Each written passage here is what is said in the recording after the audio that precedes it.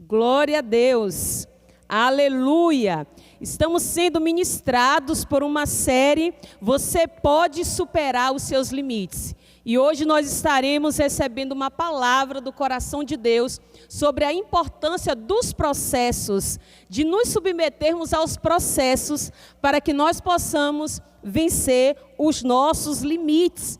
E eu gostaria que você abrisse a sua Bíblia no livro de Gênesis, capítulo 41, o versículo de número 14, que diz: Então enviou Faraó e chamou a José, e o fizeram sair logo da cova. E barbeou-se, e mudou as suas vestes, e veio a Faraó. Diga glória a Deus, aleluia. Nós vamos orar, pedir que o Senhor venha nos ministrar de forma poderosa através da sua palavra, transformar as nossas vidas. Pai, nós queremos te render graças, porque nós estamos expostos à tua palavra, e a tua palavra é poderosa para mudar a nossa forma de pensar, a nossa forma de sentir, a nossa forma de agir, o nosso comportamento. A tua palavra é poderosa para mudar completamente as nossas vidas, Senhor. Queremos que o teu Espírito Santo, pedimos que o teu Espírito Santo venha nos transformar, venha curar o nosso coração, venha trazer ânimo ao nosso coração. E quanto nós ouvimos a tua palavra, que todas as pessoas que estão conosco aqui nesse templo, Senhor, estão presentes aqui conosco, e aquelas que estão presentes no campo online, Senhor, que sejam alcançadas com a tua palavra, a palavra que transforma, que renova, a palavra que restaura, a palavra que traz ânimo, a palavra que traz esperança, a palavra que traz libertação, Senhor. Ministra as nossas vidas através da tua palavra. Assim nós oramos no nome de Jesus. Amém. E glória a Deus. Aleluia. Vire para a pessoa que está ao seu lado, diga: você pode. Fale para ela: você pode vencer os seus limites. E para a pessoa que está em casa, você vai colocar a sua mão no seu coração e você vai dizer para si mesma: eu posso vencer os meus limites. E hoje eu vou lhe dizer como é possível vencer os limites. Nós estaremos refletindo um pouco sobre a história de José e sobre a importância de nós nos submetermos aos processos para que nós possamos vencer os nossos limites.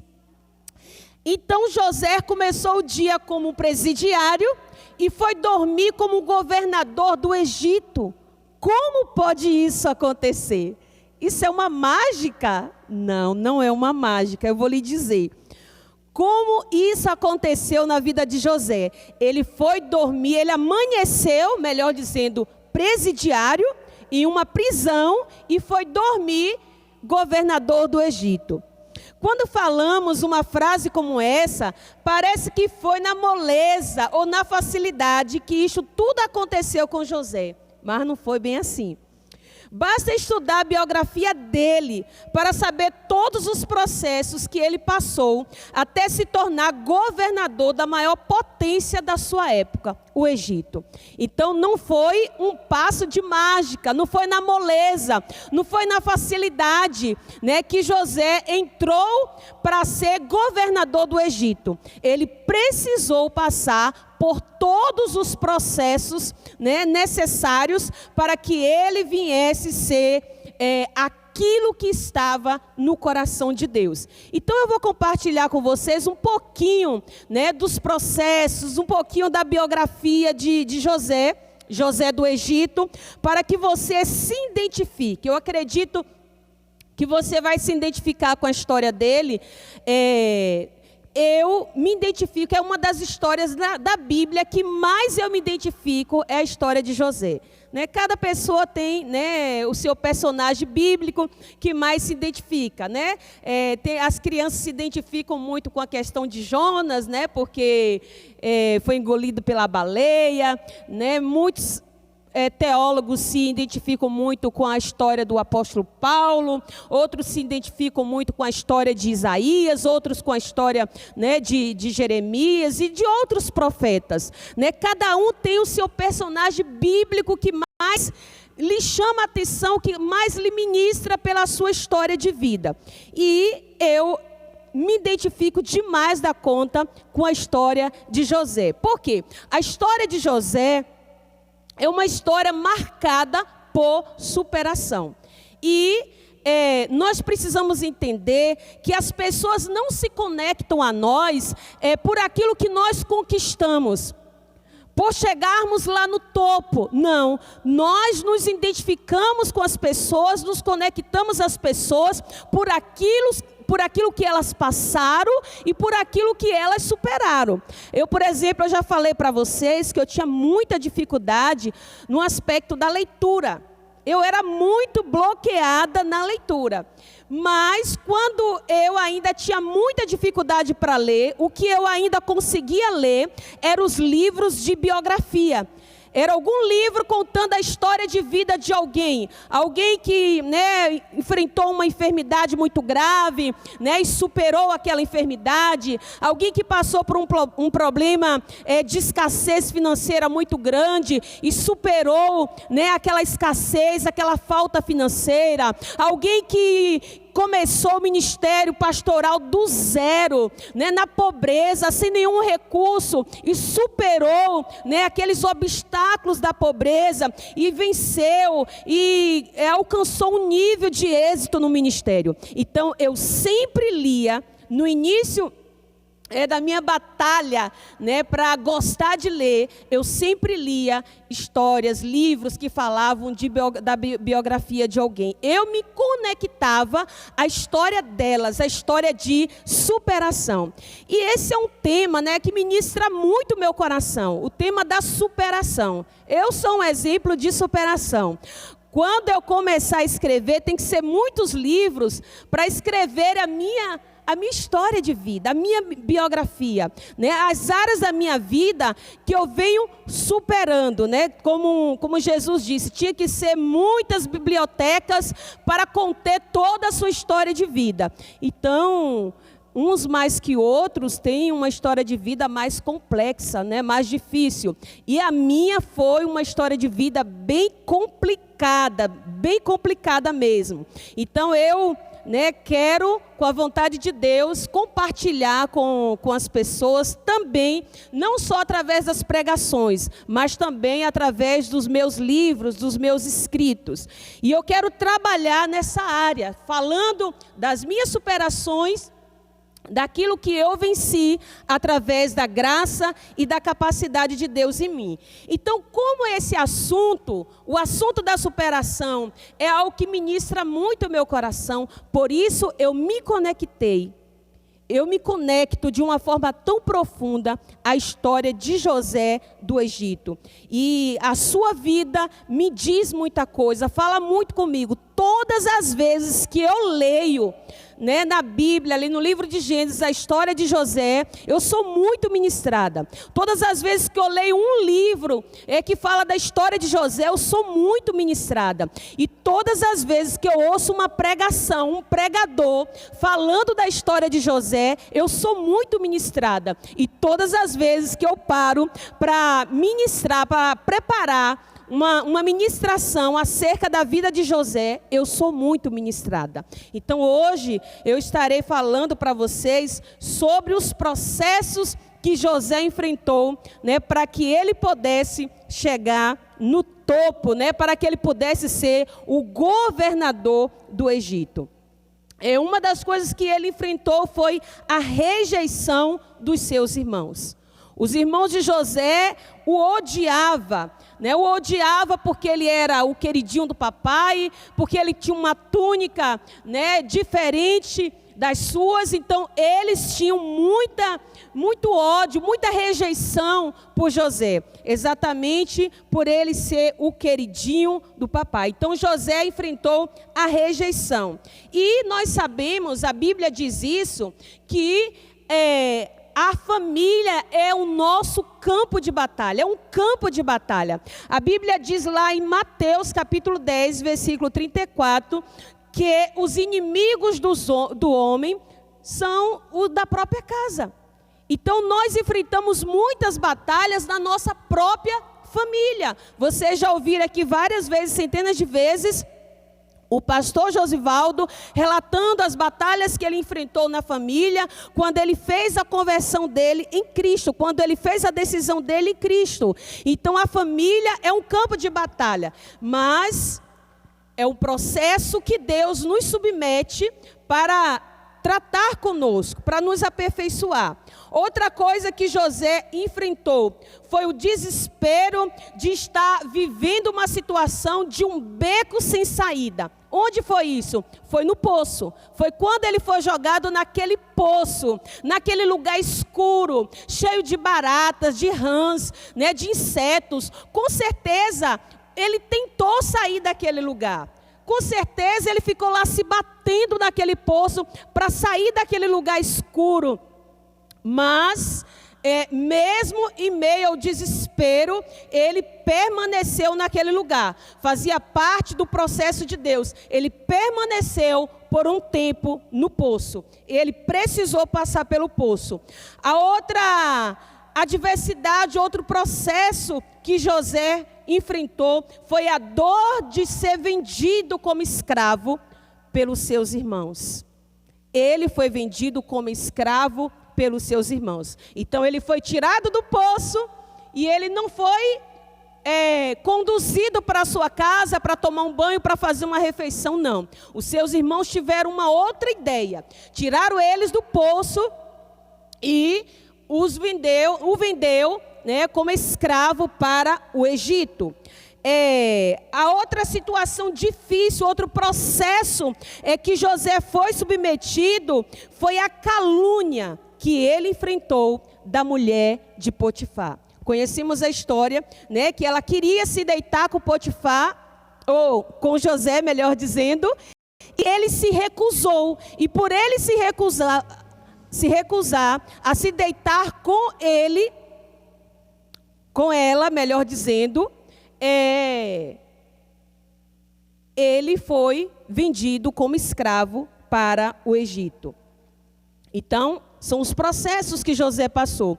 Ele passou também pela vergonha de ser presidiário.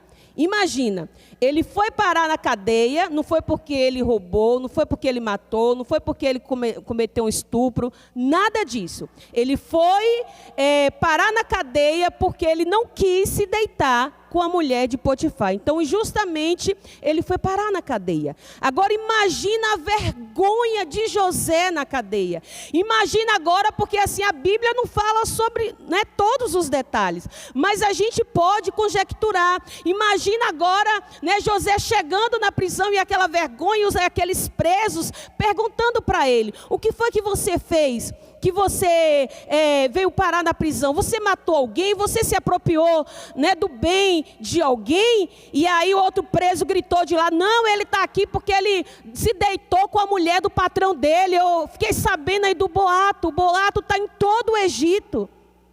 Agora imagina a vergonha de José se explicando e dizendo que ele era inocente. Foi o processo que ele foi submetido.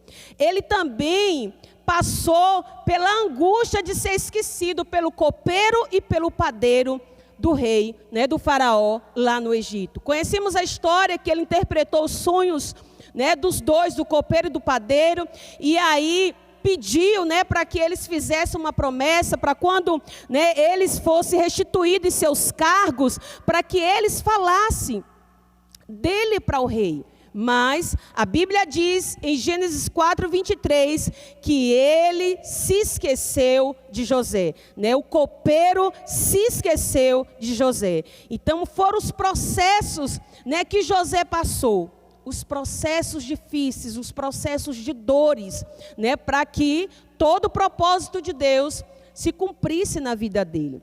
Eu queria pensar com você que na nossa vida não é diferente. Nós passamos também por vários processos, até que a gente chegue naquilo que Deus quer, naquilo que Deus tem para as nossas vidas. Nós passamos por um processo semelhante ao da borboleta. A borboleta, ela passa, né, por 3 fases. A fase que ela é uma lagarta, né, é quando ela está ali feia, sem beleza, desprezível.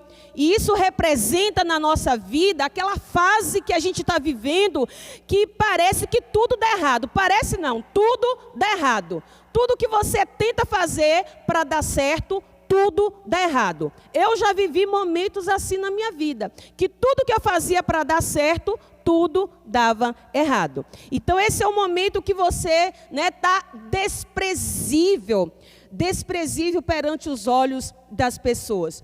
O outro processo que a borboleta passa é o processo do casulo. Esse momento é identificado pela transformação.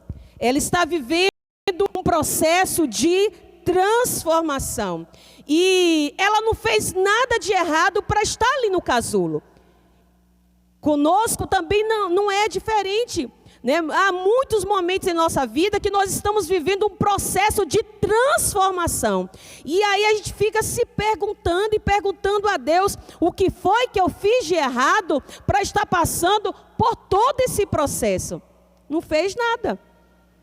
Não fez nada. Simplesmente faz parte da transformação. Se nós queremos ser transformados, se nós queremos ser aquilo que Deus nos criou para ser, nós precisamos passar por esse processo de casulo, esse processo de transformação, esse processo de mudança, nas nossas vidas. E a outra fase, que a borboleta alcança é a fase quando ela se torna borboleta, de fato. Ela alcança o seu potencial máximo. Ela se supera. Ela supera aquela fase de largata, ela supera aquela fase de casulo e ela se transforma em uma linda borboleta. Pense comigo, nesta fase da largata, nós podemos ser desprezíveis. Nós podemos ser desprezados, nós podemos ser olhados pelas pessoas com desprezo, como alguém que não tem nenhum valor, nenhuma funcionalidade no mundo. É assim que acontece. Mas no momento que nós alcançamos o nosso potencial máximo, que nós nos transformamos em uma linda borboleta, nós podemos passar por muitas críticas, podemos ser zombados pelo nosso êxito, pelos nossos alcances, porque nós superamos muitas coisas. Como eu disse para você no início, as pessoas elas não se conectam a nossas operações no aspecto de conquista. A nossa conquista, quando a gente alcança aquele potencial de borboleta, mas as pessoas elas se conectam àquilo que nós passamos, aos nossos processos, a nossa história de vida. Então, quando você vê alguém bem, você quer saber, o que foi que fulano fez para chegar onde está. O que foi que fulano fez, o que aconteceu com fulano para que ele chegasse onde ele está. Então nós queremos saber o processo, nós não queremos saber, na maioria das vezes, o que foi que ele conquistou, mas nós queremos saber o que ele fez, qual foi o processo que ele se submeteu para chegar onde ele chegou. Queridos, o processo ele é muito importante nas nossas vidas, muito importante. Eu me conecto demais a um texto que está em Deuteronômio, capítulo 8, o capítulo todo. Depois marque aí na sua Bíblia, para depois você ler esse texto.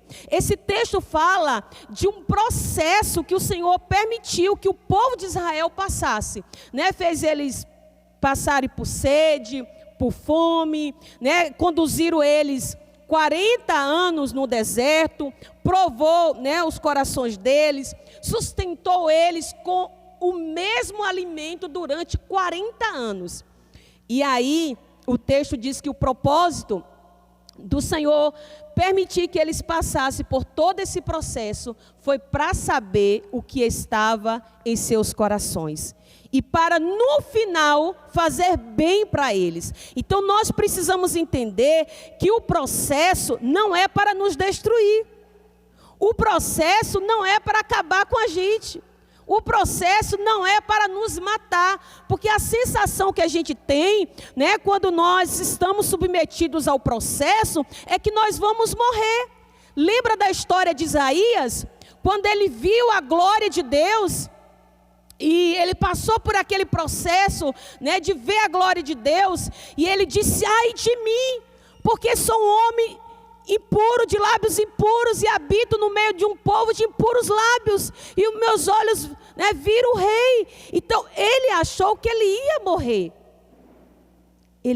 Isaías achou que ele ia morrer, mas na verdade o que estava acontecendo com ele era o processo de Deus, para que ele pudesse alcançar o seu potencial máximo em Deus. Então, quando nós estamos imergidos em tantos questionamentos na nossa mente, tantos conflitos emocionais, em tantas situações, né, situações mais diversas, eu alistei aqui 6 processos que José passou. Mas ele passou por muitos outros processos. Se nós formos fazer aqui um estudo bem minucioso dos processos que José passou, né, ele passou por muito mais.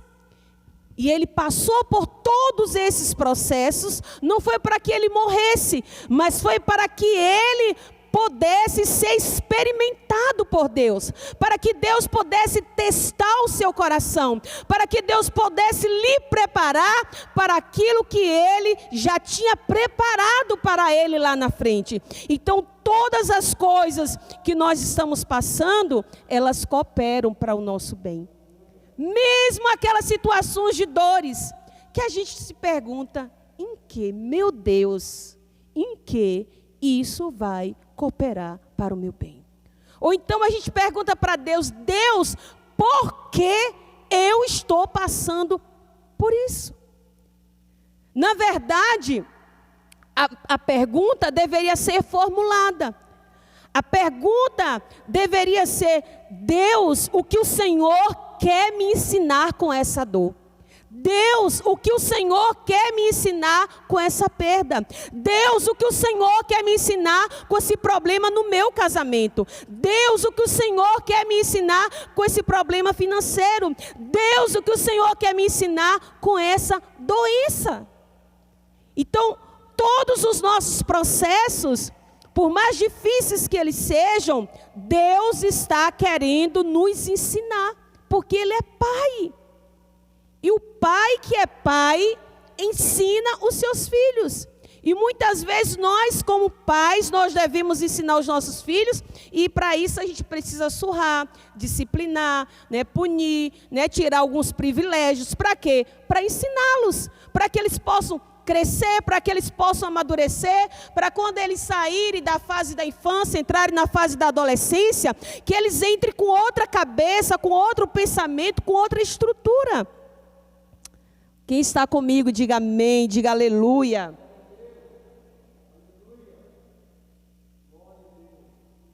Então, os nossos processos, o final deles é nos fazer bem. Foi o que o Senhor disse para o povo de Israel. Estou permitindo que vocês passem por todo esse processo para no final fazer bem para vocês. Então, o propósito dos nossos processos não é a nossa destruição, não é a nossa morte, mas é o nosso crescimento, o nosso amadurecimento, é o nosso avanço. Quando eu olho para tantas situações lá no passado que eu enfrentei, se você me perguntar hoje, pastora, você gostaria de ter passado por aqueles processos? Eu vou dizer francamente, com muita sinceridade para você, não. Eu não gostaria de ter passado por nenhum deles.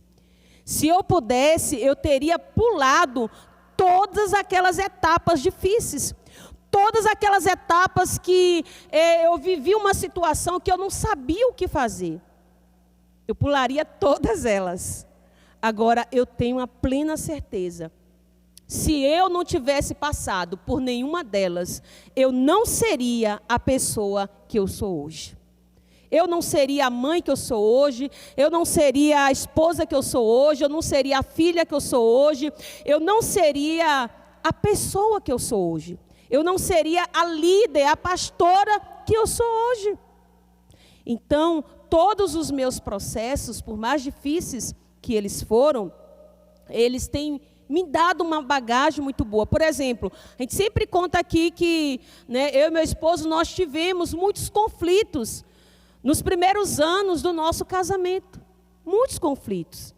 E estes conflitos que nós enfrentamos fez com que nós nos tornássemos, né, o casal que nós somos hoje. Com a história, com a bagagem que nós temos hoje. E aí, como a gente sempre diz, Deus não desperdiça nem as nossas dores.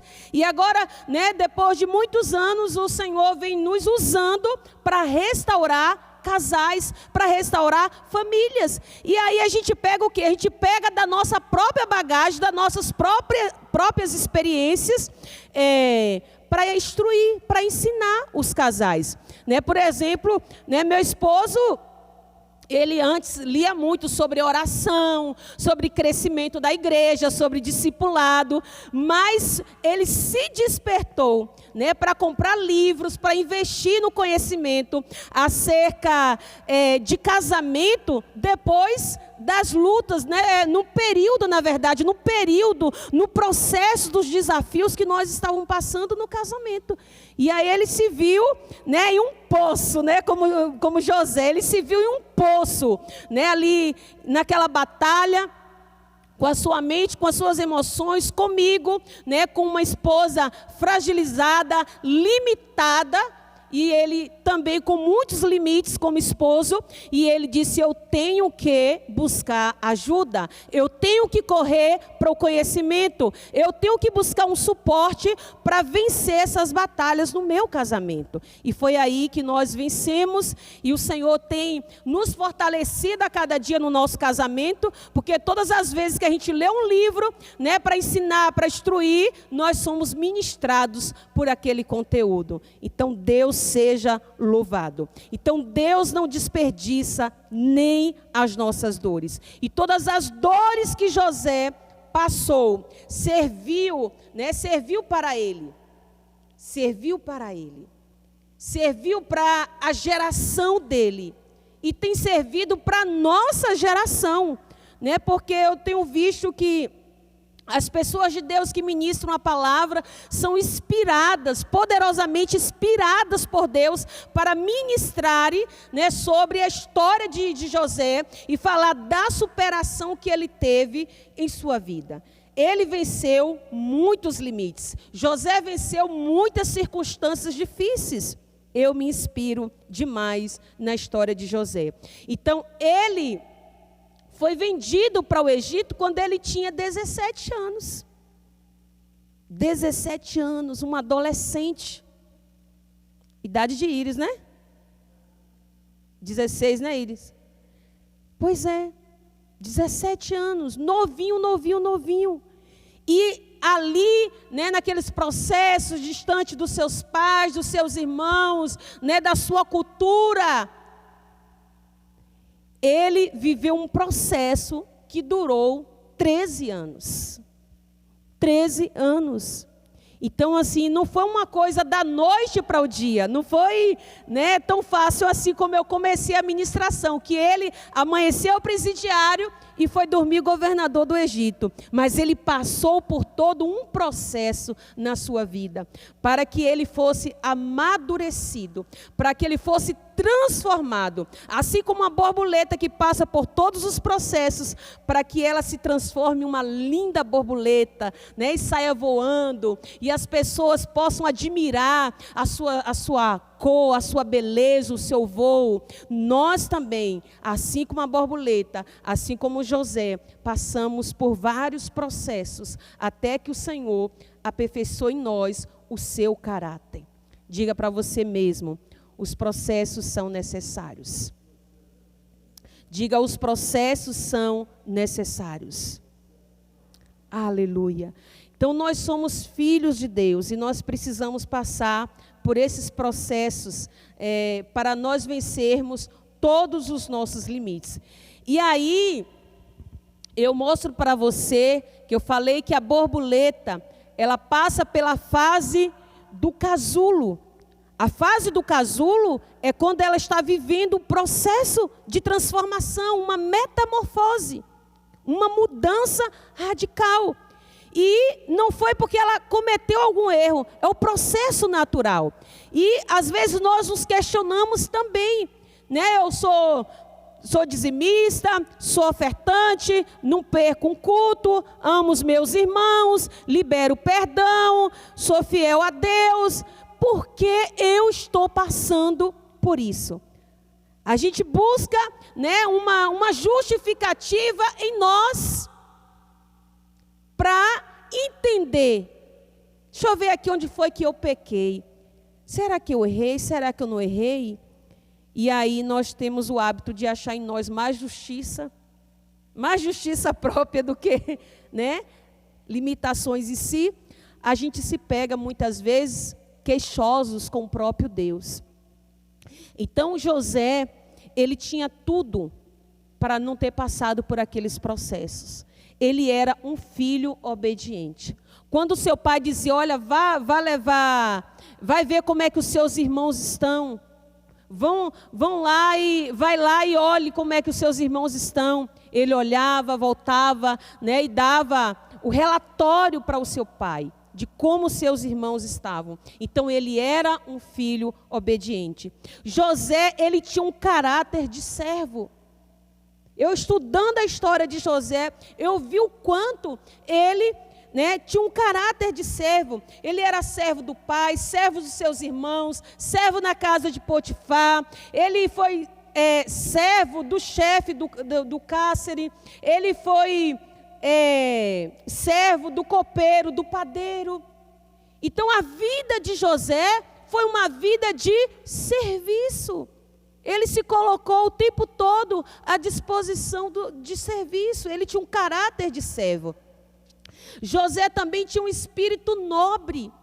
Percebe nesse texto aqui que eu li no início, que diz que quando o faraó lhe chamou, ele fez a barba, ele trocou as vestes, certamente ele tomou banho, né? Para trocar de roupa. Trocou as vestes e foi lá saber o que o faraó queria com ele. Ele tinha um espírito nobre, ele era um homem de excelência, um jovem, né, de excelência, já com seus 30 anos. Aqui, quando ele recebe o convite, né, do faraó. Ele também tinha integridade. Ele era leal, ele era fiel. Veja que a mulher de Potifar fez de tudo para que José se deitasse com ela. A Bíblia diz que dia após dia que ela perturbava José para que José se deitasse com ela. E ele dizia, não, o meu Senhor colocou tudo à minha disposição. Ele colocou para que eu gerenciasse tudo. Ele só não me deu a permissão de tocar em você, de possuir você, porque você é esposa dele. Então ele era leal, ele era fiel, ele tinha um caráter íntegro. Ainda assim, ele passou por tudo isso que eu falei para vocês. Ele também tinha sensibilidade às necessidades alheias. A Bíblia diz em Gênesis 4, do 6 ao 8, que ele percebeu que o copeiro e o padeiro estavam tristes. E ele perguntou para eles, né, o que foi que lhes havia acontecido. Então ele tinha sensibilidade para perceber aqueles que não estavam bem à sua volta. Ele não estava focado na sua dor. Gênesis 40, do versículo 6 ao 8. Ele não estava focado na sua dor, né? Então, assim, ele tinha essa sensibilidade, né, ao sofrimento das pessoas que estavam à sua volta. E ele não só quis saber por curiosidade, mas ele de fato tinha a intenção de ajudá-los, né? E o copeiro e o padeiro contaram, né, dos sonhos que eles tiveram, e ele interpretou os sonhos dos dois e disse o que iria acontecer com cada um. Então veja bem o caráter, o perfil deste homem, deste jovem que passou por tantas coisas. Ele não era mau, ele não era perverso, ele não tinha uma personalidade perversa, ele não era uma pessoa ruim, ele não era uma pessoa de má índole, mas ainda assim, ele passou por todos os processos que eu lhe disse. Ele era uma pessoa sensível às necessidades daqueles que estavam à sua volta, e ele tinha disposição para ajudá-los. José também era um cara humilde. Quando está em Gênesis 41, do 15 ao 16, quando ele interpreta, né, o sonho do faraó, e o faraó elogia ele reconhece que aquela capacidade para interpretar os sonhos que não estava nele mesmo, mas que estava no Senhor, que sabia todas as coisas e que lhe revelava. Então ele era um cara humildade. Eu estava conversando com meu esposo hoje e falando para ele, amor, José era uma tipologia no Velho Testamento de Cristo. Ele representava Cristo, ele representou Cristo muito bem, porque você vê um caráter irrepreensível em José, né? Um homem jovem e, né, bonito, porque a mãe dele era bonita, né, Raquel, então ele puxou a beleza da sua mãe, bonito, foi tentado, passou por tantas situações e ainda assim se manteve, né, com esse caráter humilde. Que coisa linda. José também tinha uma outra qualidade. Ele era um excelente gestor. Era um excelente administrador.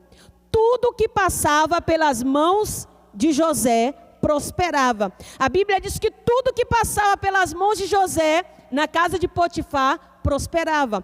Tudo que passava pelas mãos de José na prisão como presidiário prosperava. José era um excelente administrador. Mesmo assim, não foi poupado, né, de passar por todos os seus processos. E era um excelente conselheiro. Você vê que quando o faraó chama, né, e fala, né, o faraó fala para ele o seu sonho, ele dá a interpretação dos sonhos, né, das 7 vacas magras, das 7, né, vacas gordas, das 7 espigas magras, das 7 espigas gordas, e ele diz, né, o que cada coisa representava. E aí, depois dele dar o diagnóstico do sonho do faraó, ele dá um conselho. Ele dá um conselho para Faraó. Ele diz a Faraó que ele deveria constituir um homem inteligente e sábio no governo dele para administrar bem, tão bem, né, nos 7 anos de fartura, a ponto de estocar o máximo e guardar a 5ª parte, que representa 20%.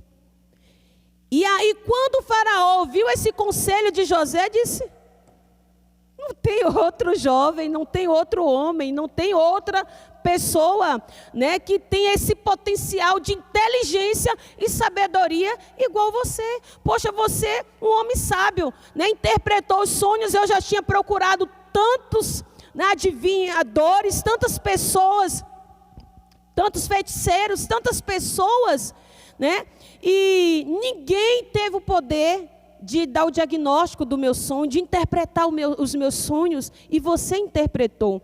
E você é um cara sábio, e você também é um cara inteligente, porque você não apenas interpretou os meus sonhos, você olha o conselho que você está me dando.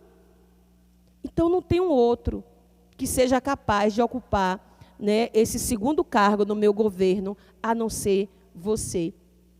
Então, José foi um excelente gestor. José também foi capaz de perdoar os seus irmãos. Porque quando ele assume, né, esse cargo de governador do Egito, né, que ele tem que se conectar aos seus irmãos vêm, né, porque houve uma fome em todo mundo, e eles vêm para comprar comida, alimento nas mãos de José. O que acontece? José se revela para eles.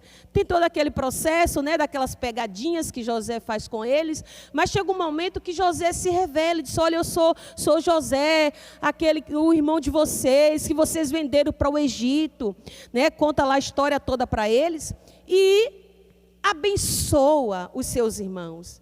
Dá a melhor parte do Egito, dá uma terra preciosa, um espaço precioso para os seus irmãos no Egito, pede para trazer o seu pai, pergunta se o pai ainda é vivo. Então José honra toda a sua família, inclusive os seus irmãos que foram invejosos, maldosos, perversos com ele. E ele entende, né, quando os seus irmãos se justificam, né, da sua maldade, ele diz assim: olha, o mal que vocês intentaram contra mim, Deus o transformou em bem.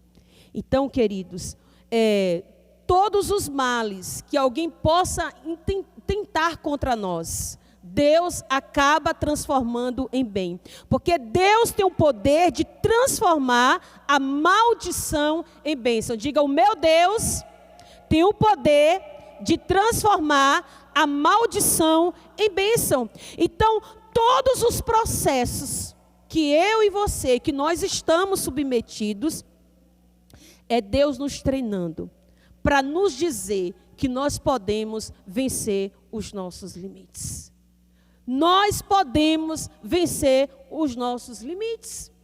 Então, mas nós não podemos, né, perder de mente esta consciência que os processos são importantes. Ainda que doa, ainda que a gente chore, ainda que a gente pergunte para Deus: Deus, quais são as lições que o Senhor quer me ensinar nesse processo? Nós temos que ter a consciência que o processo de Deus na nossa vida tem um propósito final, que nós alcancemos o nosso potencial máximo, né? Que nós manifestemos toda a glória que Ele colocou em nós, todo o potencial que Ele colocou em nós. Então, assim, não desista, não queira chutar o pau da barraca. Observe que José, né, em nenhum momento ele quis perder a cabeça, ou tem um relatório aqui que ele, né, quis fazer a coisa na força do seu braço. Porque muitas pessoas acabam se autodestruindo diante dos processos. Diante de um processo difícil no casamento, muitas pessoas acabam deixando Cristo, vão para as drogas, vão para a prostituição. Verdade ou mentira? Diante de um processo difícil. Muitas vezes, diante de um processo difícil, a pessoa acaba se vendendo, agindo, né, como um mau caráter, mentindo, enganando. Para quê? Para levar vantagem, para conseguir algum benefício financeiro. Então, mesmo nos momentos mais difíceis da nossa vida, nós precisamos colocar o nosso coração e a nossa confiança no Senhor. Ele é aquele que nos faz vencer todos os nossos limites. E uma coisa que nós precisamos ter em mente é onde nós queremos chegar. Quem sabe onde quer chegar, não se perde no caminho. José sabia onde ele queria chegar. Deus havia revelado para José qual seria o propósito dele. O que ele tinha para fazer na vida de José. O fim, né, onde ele ia alcançar o seu potencial máximo. Mas Deus não revelou para José o processo. O processo é assim, é um dia após o outro. É um dia de cada vez. E às vezes a gente não entende, né? Que a gente sai de um processo dificílimo e aí a gente entra em outro pior. Mais difícil ainda. Senhor, como pode? Como pode, Senhor? Como? Me explica. Faz parte do processo de Deus. Diga aleluia. E o resultado de todos esses processos que o Senhor nos permite viver é para que haja crescimento. Para que haja crescimento em todas as áreas das nossas vidas. Crescimento espiritual, crescimento emocional, né? Crescimento familiar, crescimento financeiro, crescimento ministerial, crescimento nas relações interpessoais. É para que haja crescimento, é para que a gente pense de uma forma diferente, com outra cabeça, com uma visão mais nobre, mais ampliada. Agora pense, José.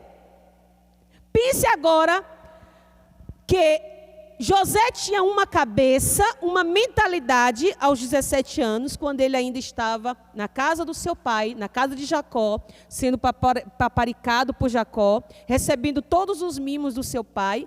E quando ele chegou a governador do Egito, aos 30 anos de idade. Pense que a cabeça, que a mentalidade de José era completamente diferente. Era uma mentalidade, era uma cabeça nobre. Ele pensava, se ele já era nobre, como eu descrevi aqui para vocês, toda a nobreza do caráter de José, quando ele chegou lá, no topo, ele não se corrompeu, porque ele foi preparado em todo o seu caminho, em toda a sua jornada, em toda a sua trajetória, ele foi preparado. Eu quero lhe dizer, está doendo?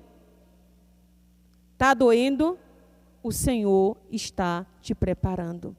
Está demorando? Para a gente, né? É tempo. Para Deus é um processo de tratamento. Né? Para a gente, quando a gente está submetido a um processo, meu Deus, olha quanto tempo. E a gente contabiliza mesmo, né? Contabiliza, meu Deus. O Senhor falou comigo, o Senhor me deu aquela palavra, eu me lembro na época que o Senhor me deu. Por que não se cumpriu ainda, Senhor? É o processo. É o processo. Então, nós precisamos entender que o processo de Deus não é para nos destruir. O processo de Deus é para nos fazer uma pessoa melhor. O processo de Deus é para nos levar para lugares nobres. Então, se nós não tivermos estrutura para lidarmos com o desprezo naquela fase que tudo dá errado, a gente não vai ter estrutura para lidar com aquela fase que parece que está tudo dando certo. Quando você se tornar uma borboleta, quando você se tornar um governador do Egito, quando você se tornar, né, uma pessoa de muita relevância na sua cidade, na sua nação. Então, todos os processos de Deus na nossa vida é para que a gente entenda. A nossa maior missão na terra é servir. Tudo que a gente faz resulta-se em serviço. Todo o processo que Deus permitiu que José passasse foi para que ele entendesse que quando ele chegasse a ser governador do Egito, não se tratava de pompa, para ele ficar orgulhoso, para ele se sentir melhor do que os seus irmãos, mas era uma posição onde o Senhor estava lhe dando mais recursos para que ele pudesse servir muito mais. Então, quando o Senhor, Ele permite que a gente passe por todos os processos, é Ele tratando o nosso caráter, para quando nós chegarmos em uma posição, né, de destaque, a gente possa entender que o nosso maior papel neste mundo é servir. O nosso maior papel nesse mundo é servir. Se você ler a Bíblia, você nunca vê Deus chamando os profetas de meu profeta. Ele sempre diz, Isaías meu servo, Jeremias meu servo. Então todos nós somos servos do Senhor. O próprio Jesus, domingo, o pastor trouxe aqui uma palavra muito grande, muito importante sobre a importância do serviço. E ele falou sobre Jesus. E o maior propósito de Jesus ter deixado os céus e vir para a terra foi para servir. Foi para servir. Então, não importa onde você está, se você é professor, se você é advogado, se você é juiz, se você é médico, se você é enfermeiro, funcionário público, não importa se você é psicólogo, se você é pastor, se você é líder de célula, se você é ministro de louvor, não importa. Não importa o título. Toda a nossa função na terra é servir. Então, Deus quer que a gente se submeta a todos os processos dele. Que a gente vença todos os nossos limites através da sua graça e da sua presença. Porque o seu maior propósito, a sua maior honra nas nossas vidas é nos colocar em grande destaque para a gente servir mais pessoas. A Bíblia diz que o maior é aquele que mais serve. É aquele que mais serve. Então você quer posição de destaque, né, na sua cidade, no campo onde você atua como profissional, seja um servo. Seja um servo. Entenda que nenhuma postura, que nenhum lugar que você ocupa na sociedade é para você se sentir orgulhoso, orgulhosa, melhor do que outra pessoa. Não. Qualquer lugar de destaque que o Senhor nos coloca é para servir. É para servir. E esse é o nosso maior título, é a nossa maior premiação. É a premiação de sermos servos do Senhor Jesus. Então eu quero orar por você, fique de pé em nome de Jesus. Eu quero orar por você para que o Senhor lhe conceda graça, né, lhe conceda renovo, lhe conceda sabedoria, fortalecimento para você se submeter a todos os processos do Senhor.